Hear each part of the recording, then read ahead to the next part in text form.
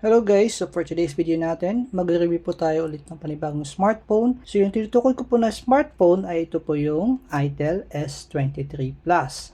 So itong smartphone na to ay nakuha natin siya for 5,700 pesos lamang po ano. So naka-sale po ito nung time na nagkaroon ng 10/10 sale si Shopee. So nakuha natin siya ng 5,700. So from 6,999 nakuha na lang natin siya ng 5,700. So sa video ito, aalamin natin kung ano ba ang specs ng cellphone na ito at kung bakit pinagkakagulan siya ngayon. So tutok lamang kayo guys.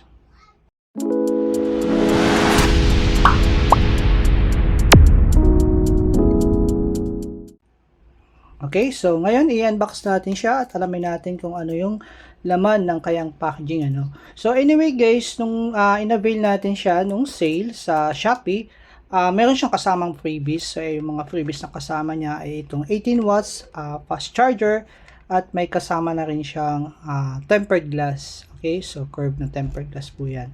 So ngayon i-unbox muna natin siya. Tignan natin guys kung ano yung mga kasama niya no.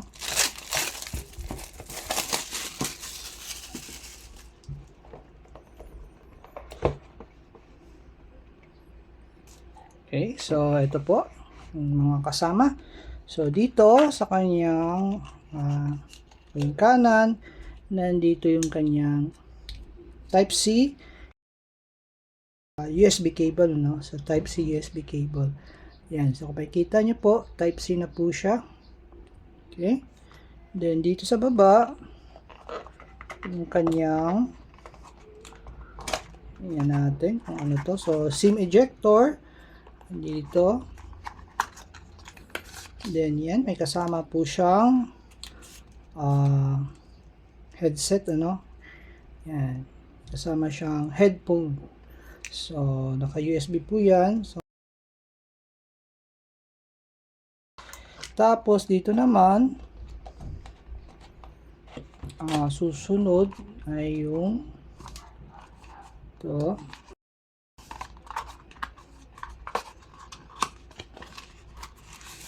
Okay, so yung kanyang jelly case. So may kasama siyang jelly case. Yan.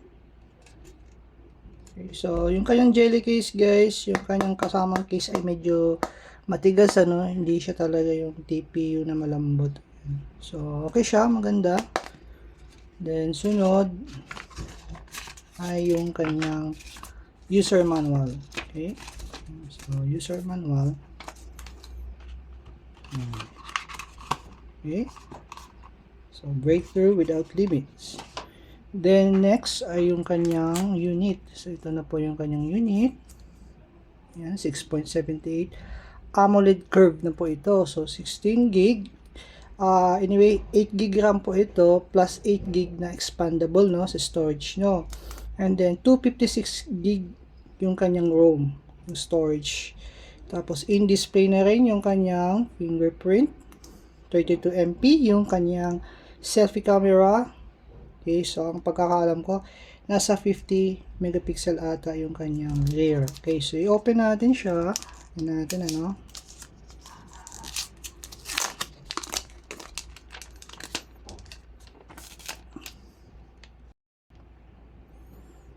Okay, so ayan po yung unit. Yan. So kung makikita nyo po, curved na po talaga yan. Tapos ito yung kanyang back side view. Okay. So ito hindi siya glass, plastic po siya. Yan. Kung itatouch niyo siya, maganda sa kaya maganda siya no. Kasi parang may pagka-matte yung pagka-plastic niya. Hindi siya madulas. Yun maganda sa kanya. Yung i-turn on natin siya, makita natin.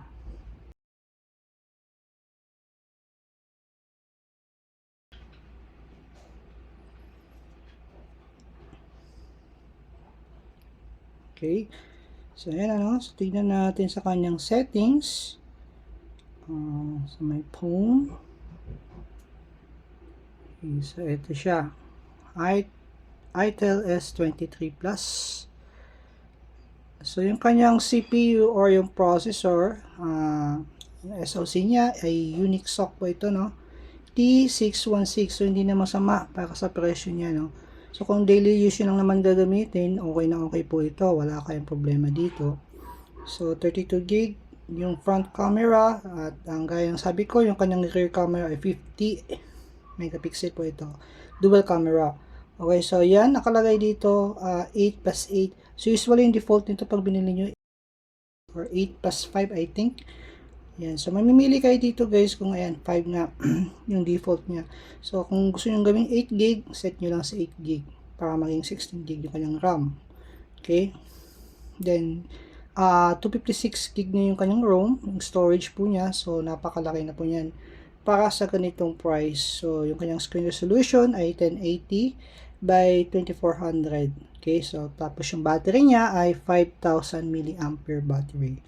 So, yun nga lang guys, wala siyang kasamang charger sa kanyang packaging, ano. Kaya naman, si itel ay nagbigay ng freebies na may kasamang charger, fast charger. Okay, so 18 watts po ito.